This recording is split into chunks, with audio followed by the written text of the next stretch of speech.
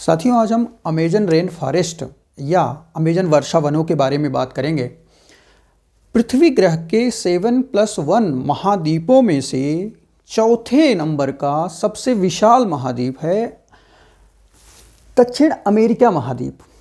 दक्षिण अमेरिका महाद्वीप का जो क्षेत्रफल है वो 1,78,40,000 वर्ग किलोमीटर है।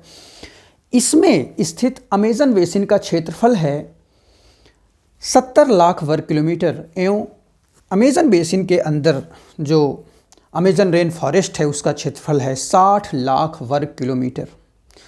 60 लाख वर्ग किलोमीटर में विस्तृत है अमेजन रेन फॉरेस्ट या अमेजॉन वर्षा वन।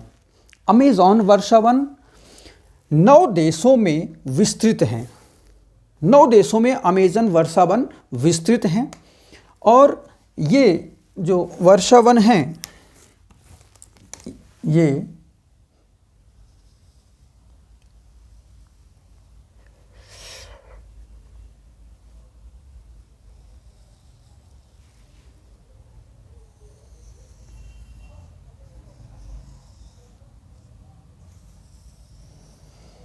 नौ देशों में 60 लाख वर्ग किलोमीटर में विस्तृत हैं।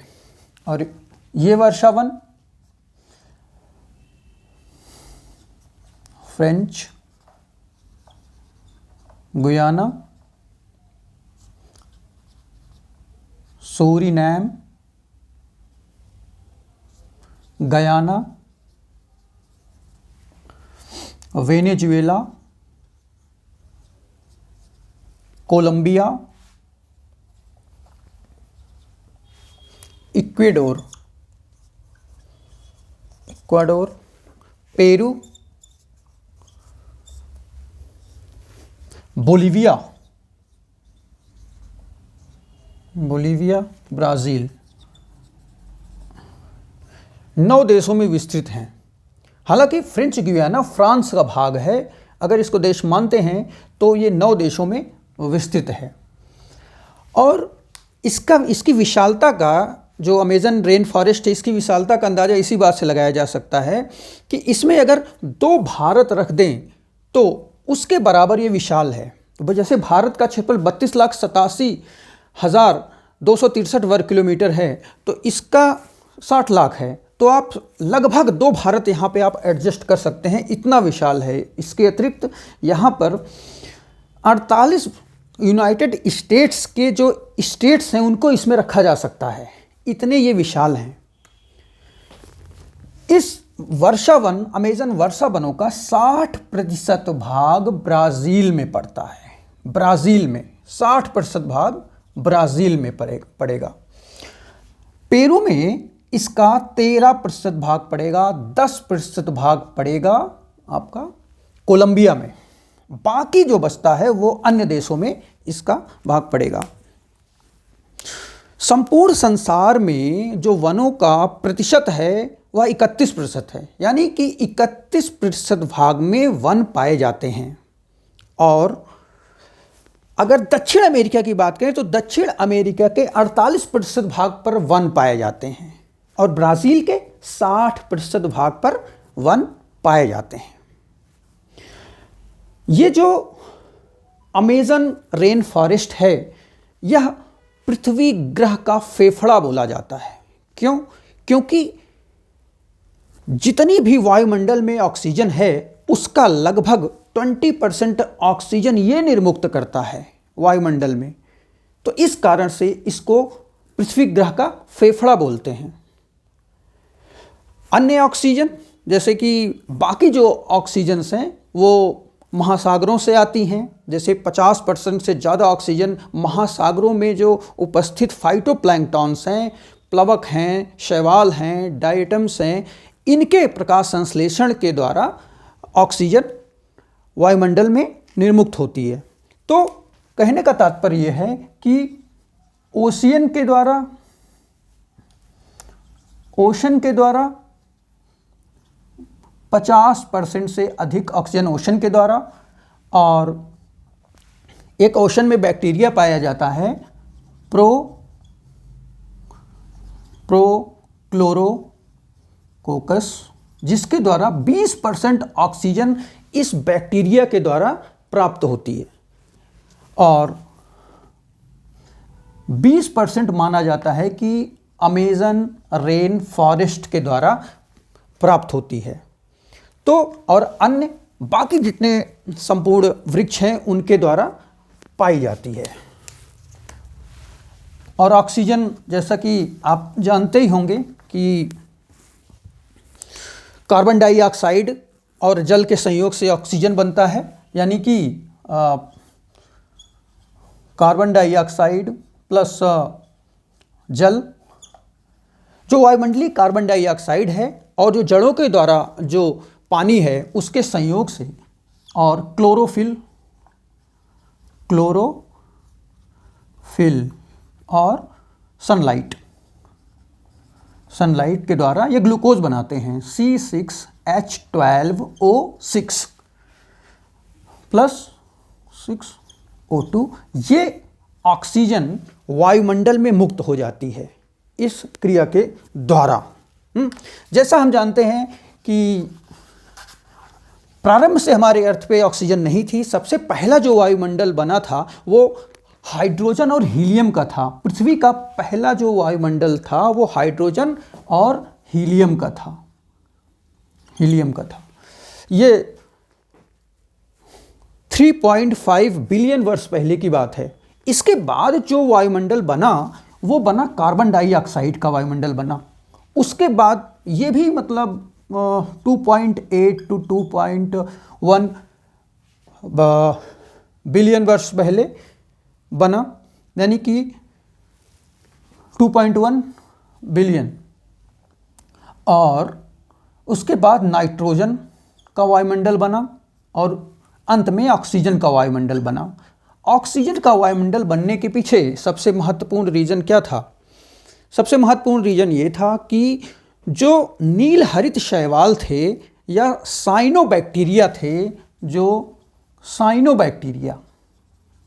बैक्टीरिया या नील हरित शैवाल थे, उन्होंने प्रकाश संश्लेषण करना शुरू किया। तो उसके कारण से ऑक्सीजन पृथ्वी पे आई और इसके अतिरिक्त जो अन्य फाइटोप्लैंक्टन, डायटम्स, इन सब के द्वारा ऑक्सीजन जो है इनकी मात्रा पृथ्वी पे बढ़ती गई। पृथ्वी के जो वायुमंडल तैयार हुआ, जो वायुमंडल था उसमें ऑक्सीजन की मात्रा बढ़ती चली गई और ये ऑक्सीजन का वायुमंडल बन गया पृथ्वी पे। ये कब बना? ये लगभग 500 मिलियन वर्ष पहले या 50 करोड़ वर्ष पहले से ये ऑक्सीजन का वो वायुमंडल बना। इसके बाद जो घासें थी, बड़े छोटे पौधे, बड़े पौधे, ये इन पौधों के द्वारा जो ऑक्सीजन लगातार बनती रही, लेकिन मेन साइनोबैक्टीरिया के द्वारा ही ये ऑक्सीजन प्राप्त होती है। इसके बाद हमने एक चीज़ और देखा कि हम एक चीज़ और देखने ये जा रहे हैं कि किस तरह से ये जो क्षेत्रफल है, ये जो अमेज़न वर्षा वन है, इसमें 16,000 प्रजातियों के लगभग 390 बिलियन पेड़ हैं। इसमें 16,000 प्रजातियों के 390 बिलियन पेड़ हैं। और 1 बिलियन में आपको पता है कि 1 बिलियन में 1000 मिलियन होता है और 1 मिलियन में 10 लाख होता है। तो आप कितने वृक्ष हैं उसका अंदाज़ा इसमें लगा सकते हैं। इसके साथ ही साथ अगर ये जो 390 बिलियन पेड़ हैं, इसमें अगर हम झाड़ियों यानी कि श्रब्स, झाड़ियों, वाइन्स यानी कि लताओं, वाइन्स मतलब लता, और वाइन में लियानाज भी, लियानाज उन्हें कहते हैं जो वुडन लताएं होती हैं, उनको लियाना बोलते हैं। तो उनको भी अगर मिला दें, ये क्या होते हैं? ये क्लाइंबिंग प्लांट्स होते हैं, मतलब पैरासिटिक क्लाइंबिंग प्लांट्स होते हैं। अगर ये अगर सर्ब्स को मतलब श्रब्स को, वाइन्स को और एल्गी को यानी कि शैवालों को और फंगी को इसमें सम्मिलित कर दें तो ये जो 16,000 स्पीसीज़ हैं, 16,000 जो स्पीसीज़ हैं, इनकी संख्या 40,000 हो जाएगी। तो 40,000 स्पीसीज़ यहाँ पे पाए जाते हैं। 40,000 स्पीसीज़ के वृक्ष और जो यानी कि 40,000 प्रजातियों के फ्लोरा यहाँ पर पाए जाते हैं। इसके अतिरिक्त देखते हैं कि यहाँ जीवों की भी भारी प्रजातियाँ हैं। अभी से अमेज़न नदी तो बही रही है, अमेज़न फ्लो कर रही है इसमें, जैसा कि मैंने बताया था कि यहाँ से जो है अमेज़न नदी, ये अमेज़न नदी है, ये फ्लो कर रही है। तो जीवों की प्रजातियां अगर हम देखें यानी कि फौना की प्रजातियां देखें तो फौना इसमें लगभग 25 लाख स्पीसीज़ हैं कीटों की, यानी कि इंसेक्ट्स की 25,000 प्रजातियां और बर्ड्स की 2,000 प्लस प्रजातियां, मैमल्स की यानी स्तनधारियों की, मैमल्स की 428 प्रजातियां और रेप्टाइल्स की, एम्फीबियंस देख लेते हैं, एम्फीबियंस यानी कि उभयचरों की 427 प्रजातियां और रेप्टाइल्स की, सरीसृपों की प्रजातियां हैं 378 प्रजातियां हैं। तो इसकी विविधता का अंदाजा आप लगा सकते हैं कि जैव विविधता में ये कितनी अधिक जैव विविधता, कितनी अधिक प्रचुरता है जैव विविधता के मामले में। तो ये जो अमेज़न रेन फॉरेस्ट है, इस अमेज़न रेन फॉरेस्ट को साइंटिस्ट ने 4 लेयर्स में विभाजित किया है, जो कि जो सतह है, सतह से लेकर के ऊपर तक इनको 4 भागों में विभाजित किया है। जो सबसे नीचे का जो पार्ट होता है उसको कहते हैं, नीचे का जो भाग है उसको कहते हैं फॉरेस्ट फ्लोर। फॉरेस्ट फ्लोर और इसके ऊपर जो थोड़ा सा 12 फीट ऊपर जाएं तो ये स्टार्ट हो जाता है, ये जंगल का फ्लोर है, फॉरेस्ट फ्लोर इसको बोलते हैं। इससे जंगल और वन, इसमें भी अंतर समझना जरूरी है, ये वन है ना कि जंगल है।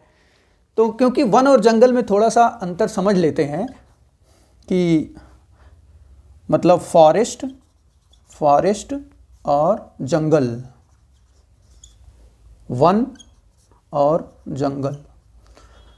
वन जंगल में पहला अंतर है सघनता का, ये अधिक घने होते हैं। ये क्या होते हैं? डेंस। वन अधिक घने होते हैं। दूसरा होता है कि ये इनकी तुलना में विशाल होते हैं, यानी इनका क्षेत्रफल अधिक होता है, यानी कि इनसे ये वास्ट होते हैं, विशाल होते हैं, इनकी तुलना में बड़े होते हैं। तीसरा, इनके वृक्ष लंबे होते हैं। इनके वृक्ष क्या है? इनकी तुलना में लंबे होते हैं। और दूसरा क्या है? नवगम्यता, मतलब कि गम्यता। आप इनके जो वन है इसमें आप अंदर जा सकते हैं, आर पार निकल सकते हैं, लेकिन जंगल में कठिनाई होती है, बहुत कठिनाई होती है। तो जो गम्यता है ये वनों में है। अच्छा, गम्यता क्यों होती है? मतलब यहाँ पे जो है क्यों पाई जाती है? क्योंकि जो वन होते हैं उनके वृक्ष लंबे लंबे होते हैं और प्रकाश ना पहुँचने के कारण जो इनका फॉरेस्ट फ्लोर होता है वहाँ पे जो पादप हैं वो उतने विकसित नहीं होते हैं, तो घासें और ये सारी चीज़ें कम होती हैं, जिसके कारण आप गम्यता कर सकते हैं। लेकिन जंगल क्या होता है कि जंगल में दो वृक्षों के बीच में दूरी होती है, दो वृक्षों के बीच में, इनमें दो वृक्षों के दूर पास होते हैं, लेकिन जंगल के दो वृक्ष दूर होते हैं, अपेक्षाकृत दूर होते हैं, और इनके बीच में इन्हें बीच में लंबी लंबी घासें पाई जाती हैं, छोटी लंबी तरह तरह प्रकार की घासें, झाड़ियाँ पाई जाती हैं, जिसके कारण से इनके बीच से जाना, गम्यता करना मुश्किल हो जाता है। तो ये मेन जो है अंतर हैं। तो इस प्रकार से हम वनों की बात करते हैं, वन अधिक विशाल होते हैं, हम उनकी बात कर रहे हैं। तो यही जो अमेज़न रेन फॉरेस्ट है, इसी को नीचे से ऊपर ऊर्ध्वाधर क्रम में 4 भागों में विभाजित करते हैं। ये इकोलॉजिकल डिवीज़न है, पारिस्थितिक विभाजन है, इसको 4 भागों में विभाजित करते हैं। पहला है फॉरेस्ट फ्लोर, दूसरा है अंडर स्टोरी, तीसरा है कैनोपी, और चौथा है ओवर स्टोरी।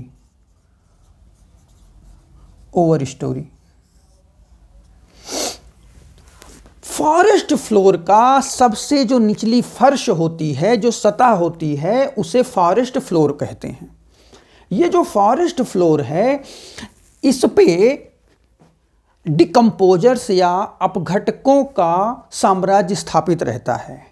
अपघटक किसे कहते हैं, जो अभी बताते हैं। देखो, अपघटक कौन होते हैं? ये अपघटकों में जैसे मुख्य रूप से ये जो इसमें जो डिकम्पोजर्स पाए जाते हैं, डिकम्पोजर्स ये होते हैं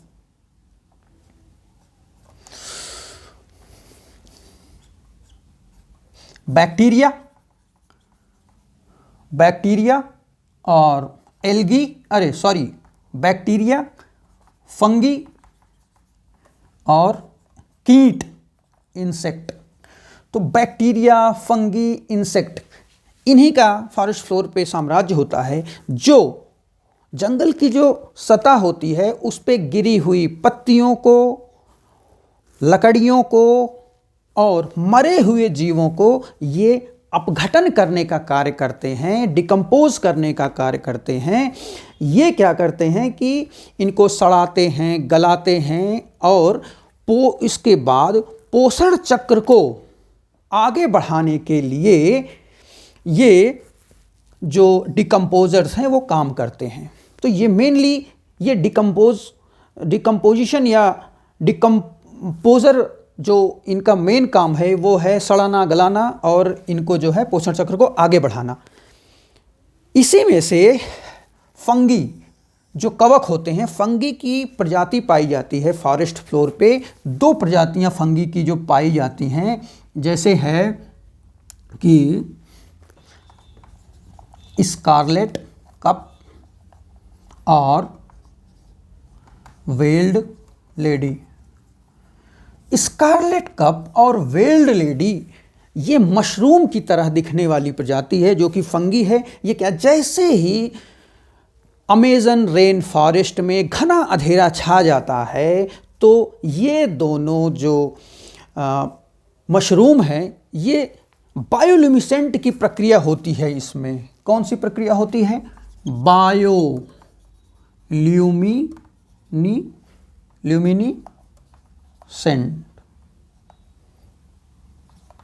बायोल्यूमिनेसेंट की प्रक्रिया के द्वारा ये जल उठते हैं।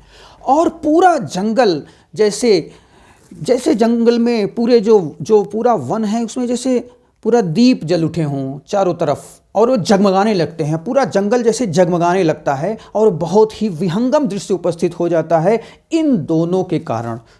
वहाँ अगर आप जाएंगे तो ऐसा लगेगा जैसे कि हजारों की संख्या में, लाखों की ऐसे द्वीप जल रहे हों, और पूरा का पूरा जो वन है वो ऐसा लगने लगता है कि हम किस जगह पे पहुंच गए हैं।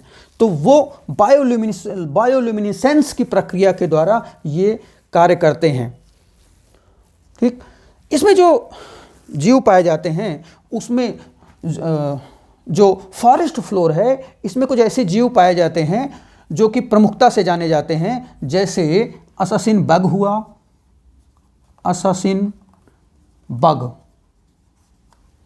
ये सब जो अससिन बग क्या करता है, अससिन बग में प्रोबोसिस होता है, वो अपने जो उसका शिकार होता है उसमें वो गड़ाता है अपने प्रोबोसिस को और खून को चूस लेता है। ये अससिन बग काम करता है। इसके अतिरिक्त क्या है, इसके अतिरिक्त पाए जाते हैं लीफ मिमिक,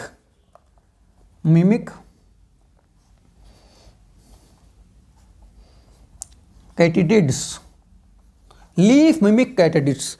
ये क्या करते हैं, लीफ मिमिक कैटिडिड्स ये कैमोफ्लॉज की प्रक्रिया में माहिर होते हैं।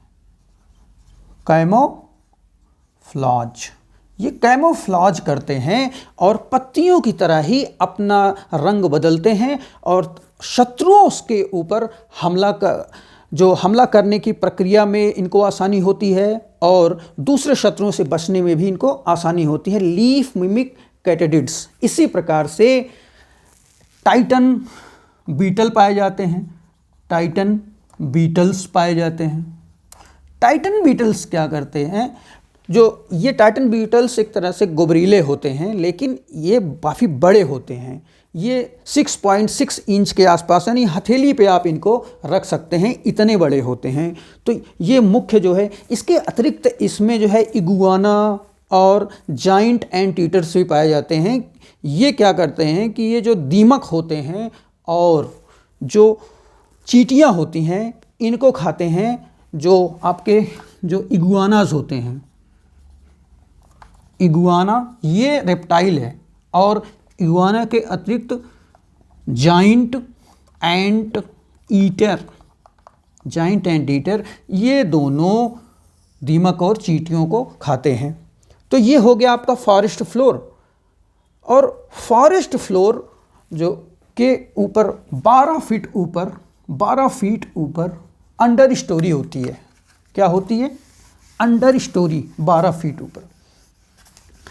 अंडर स्टोरी के अंतर्गत स्मॉल ट्रीज आते हैं, यानी छोटे वृक्ष, स्मॉल ट्री, श्रब्स,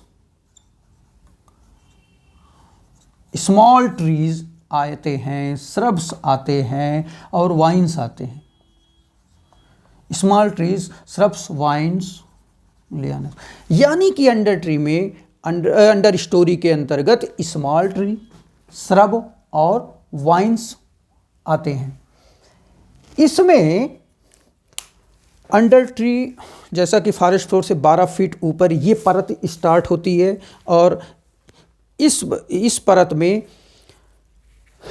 आम, नींबू के और एक फल इसमें पाया जाता है, जैसे मैंगो तो है ही है, मैंगो, लेमन और ककाओ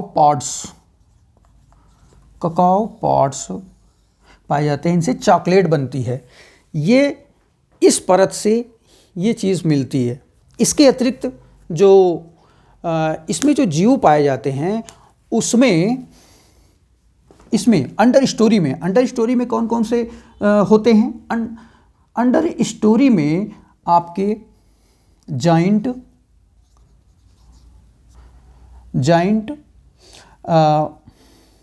एक होता है, वो क्या बोलते हैं, ट्री फ्रॉग, जाइंट वैक्सी ट्री फ्रॉग। इसके अतिरिक्त इसी में ही जगुआर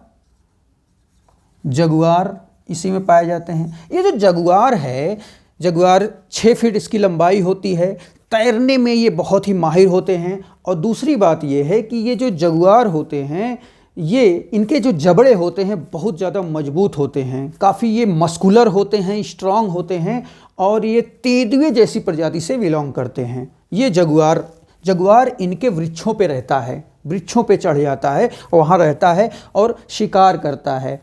जैसे आपके हिरन वगैरह हो गए, अन्य जो जंगली जानवर हो गए, उनका शिकार करता है जगुआर के अतिरिक्त फिर vampire vampire bat, vampire bat, vampire bat पाए जाते हैं। वम्पायर बैट क्या करता है, ये अपने शिकार का खून चूस लेता है। उसका काम ही है कि शिकार का खून चूसना और अपना भरण करना। इसमें क्या करता है कि यह उड़ता है, उड़ करके उस स्थान को इस हिसाब से चालाकी से कार्य करता है कि उस जानवर को पता भी ना चले, इसका काम भी हो जाए। तो ये बहुत तेज़ी से अपना काम करता है। वम्पायर जो बैट होता है,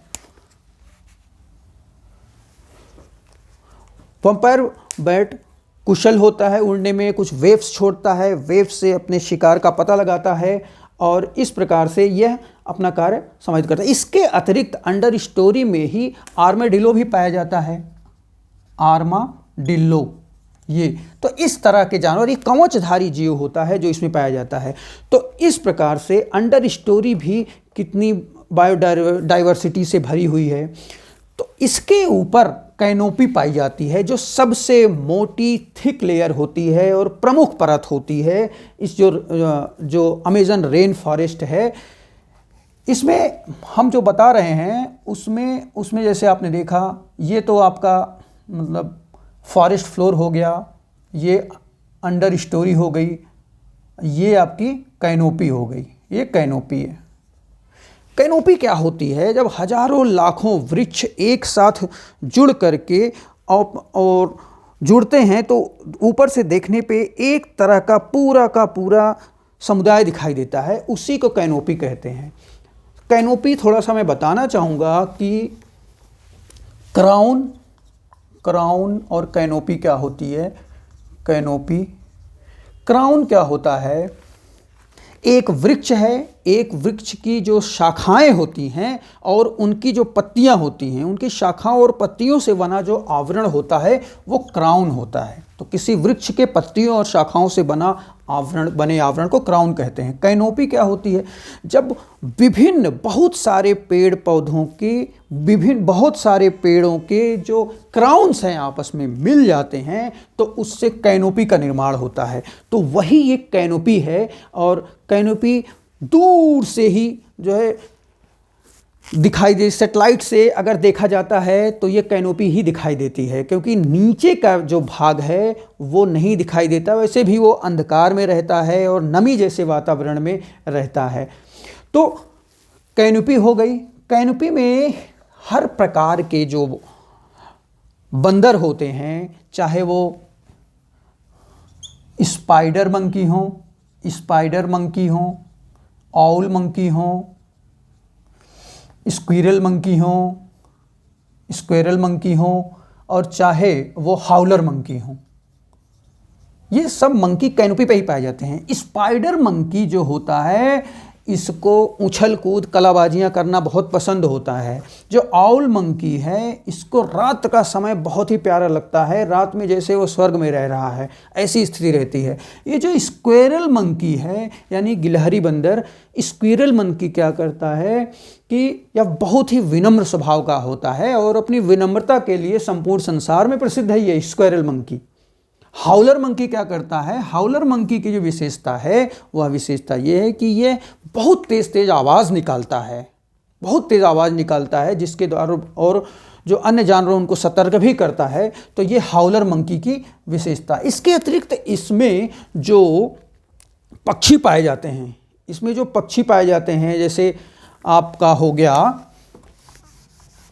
इसमें कई प्रकार के तोते पाए जाते हैं, जैसे मकाओ पाया जाता है। ये क्या होता है कि 1 मीटर लंबा ये तोता होता है। हाँ, और ये जो है इंडेंजर्ड रखा जा चुका है, मतलब ये क्रिटिकली इंडेंजर्ड है, मतलब इसका जो है शिकार भी हो रहा है, ये सारी चीज़ें हैं। तो जैसे कि IUCN होता है, IUCN इसको निर्धारित करता है, international union for conservation of nature, जिसकी स्थापना 1948 में हुई थी। स्विट्जरलैंड के ग्लैंड में इसका मुख्यालय है और इसी ने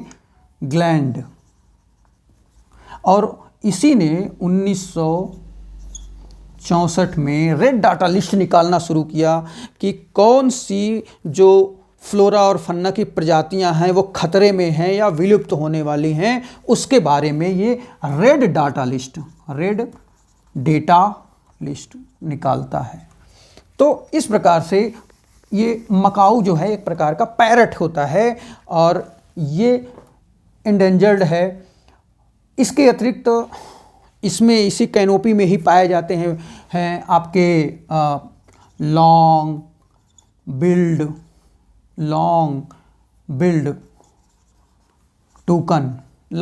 टूकन जैसे पक्षी पाए जाते हैं, रैग्ड, क्रेस्टेड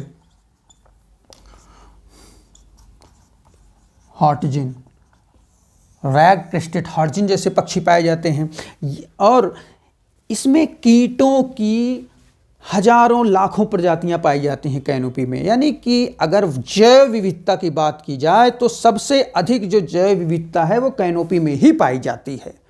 ये जैव विविधता से भरा हुआ क्षेत्र है, तो इसकी पॉपुलेशन भी सबसे ज़्यादा होती है। इसके अतिरिक्त ओवर स्टोरी किसे कहते हैं? ये जो वृक्ष हैं, जो कैनोपी तो वृक्ष हैं, कैनोपी को चीर फाड़ के जो कैनोपी को पेनिट्रेट करके ऊपर निकल जाते हैं, उनको इमर्जेंट लेयर या ओवर स्टोरी बोलते हैं। ये आम तौर पे 200 फीट ऊंचे लंबे वृक्ष होते हैं जो कि सबसे ऊंचाई पे पाए जाते हैं।